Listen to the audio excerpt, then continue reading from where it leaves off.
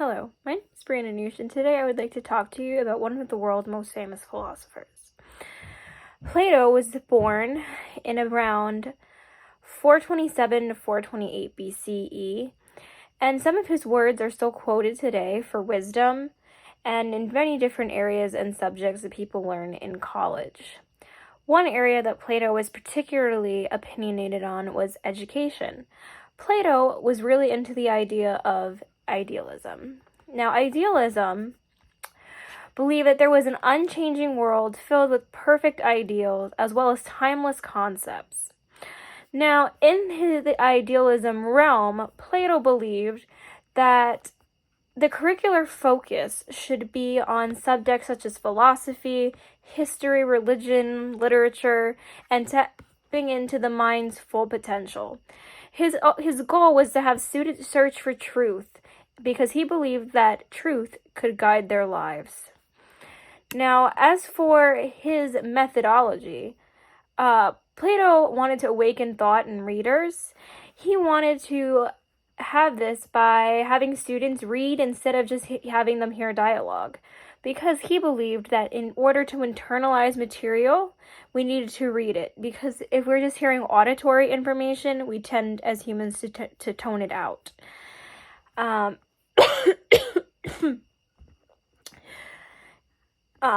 Then he believed that the teachers not only acted as the people who were supposed to guide and instruct their students, but he also believed that teachers acted as role models.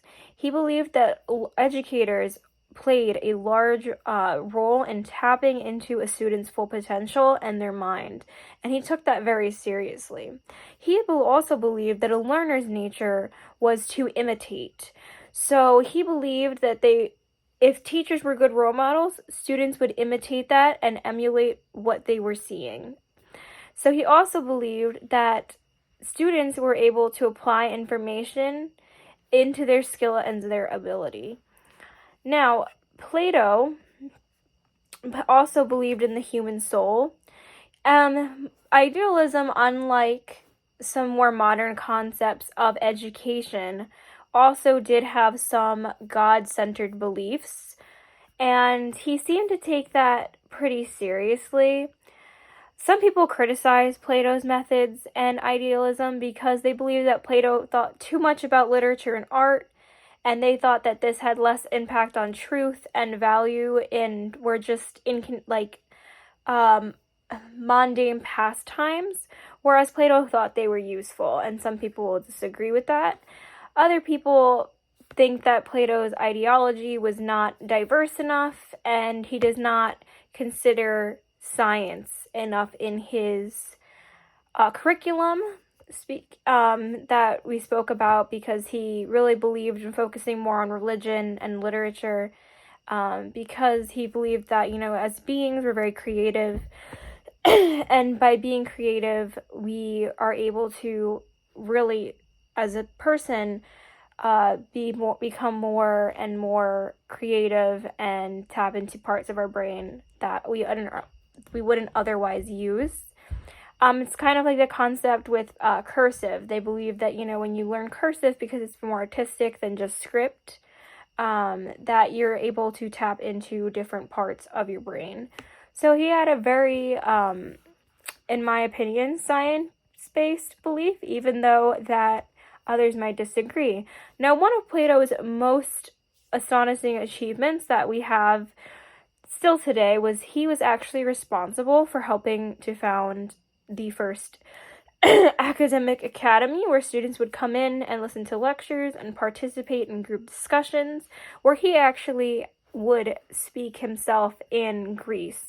So Plato was not only a man who believed in schools and building up education for society and promoting academic excellence, but he also put his money where his mouth was and actually showed up to these schools and was able to verbalize and give speech about his thoughts and about sharing his words of wisdom. Another thing about Plato that I would like to point out is he thought that education was the key into forming a good society and a core republic. So, and a very strong nation and society. And I think that that's true to today, because if we're not educated, we don't know our past when we can't understand our future. So I think that Plato actually, even though he was so old, was lived so long ago, that his ideologies and his way of thinking actually is quite on point even for today, even though many would disagree with that.